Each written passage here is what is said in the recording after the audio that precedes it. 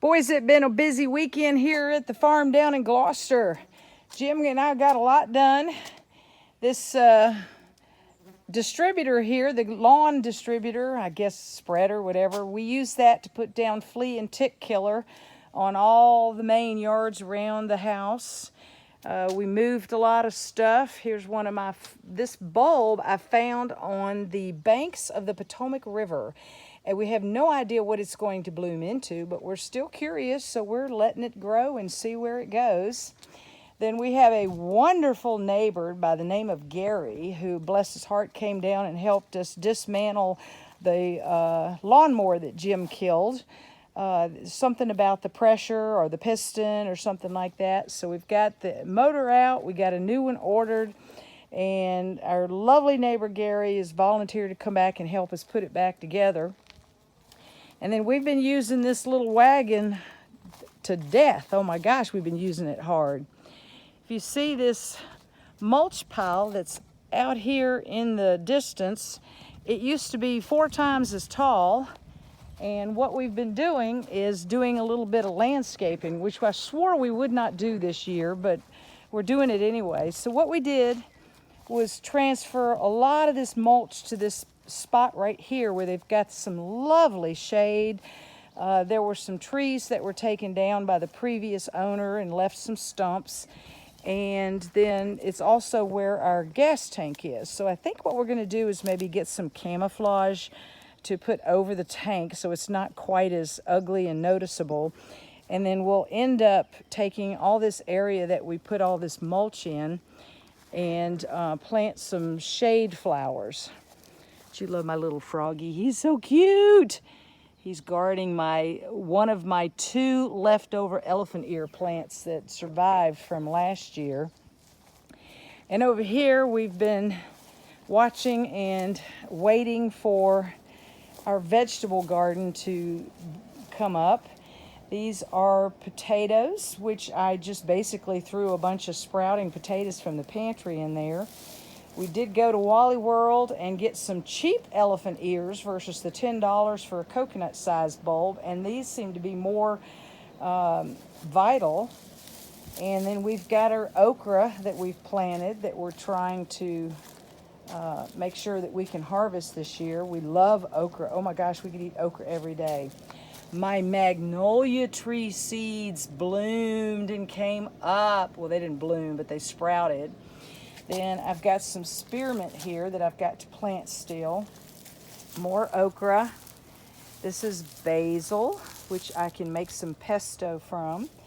And then I ordered some lemongrass from Amazon. And the cool thing about it is it attracts bees, but it detracts mosquitoes. So we're going to be putting that to use around the front porch once it gets established and we got a good root system going.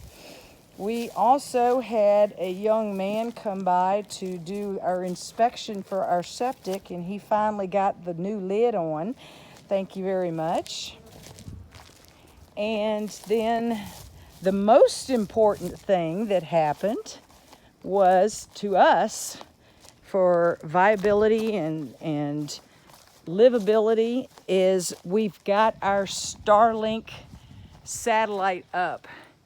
Jim crawled up in the attic and got the cords down inside and going down into our office. And so we now have Wi-Fi and internet. So within the next month, we'll probably get my computer stuff and all my equipment and bring it down here so I can work from home and move into the farm permanently. Another thing we did, if you notice the hummingbird feeders here, the unfortunate thing about them is they don't have bee guards on them. And we had a beekeeper bring a couple of hives to the area where we're going to make our future tree nut orchard.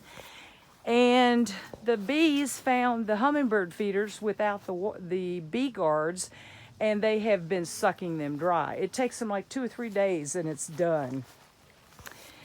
Filled up my bird feeder with more food, and birds are really loving that. My flowers bloomed that my sister gave me. Love these. I think they're Easter lilies, even though they're like blooming a couple of days too late.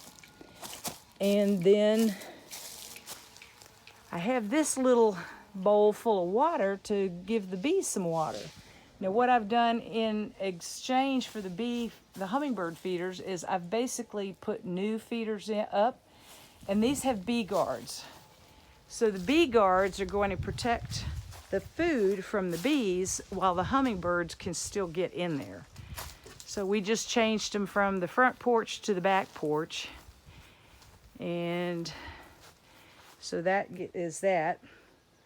And we've had a couple of other little things happen, landscaping wise. I have my beautiful, oh my gosh, I forgot what the name of, hosta. And they're coming up. I'm going to have to end up moving them, but right now the deer are not coming up next to the house, so these are safe. But deer think hosta is basically lettuce for them. And this miniature rose bush is blooming. I'm going to have to move that out of the shade because it's not doing well, and I think it will thrive much more when I put it out into the sun. And the elephant ears that the leaf sort of fell off the plant last year, and I just came around and stuck it into the ground, and lo and behold, it rooted. So I like it so much that Jim and I have decided we're just going to basically take this entire front of the house and put elephant ears all up against the brickwork, and we think it'll work. And then I was able to establish another hose unit right here, and Jim jury-rigged the faucet for me. Next week, I think I'm going to have to repot my little succulents here. They've been surviving in the same dirt for the last 5 years, but I think they need some new dirt and a little love. So that's what we've been doing at the farm. Look at this beautiful view. Look at all those gorgeous shade trees, and we've been watching the deer out in the meadow here. And Jim's down there trimming some low limbs so we could see further back in the meadow from the porch. And that's Monday, Juneteenth. Have a great day, y'all. We're so excited you came by to visit.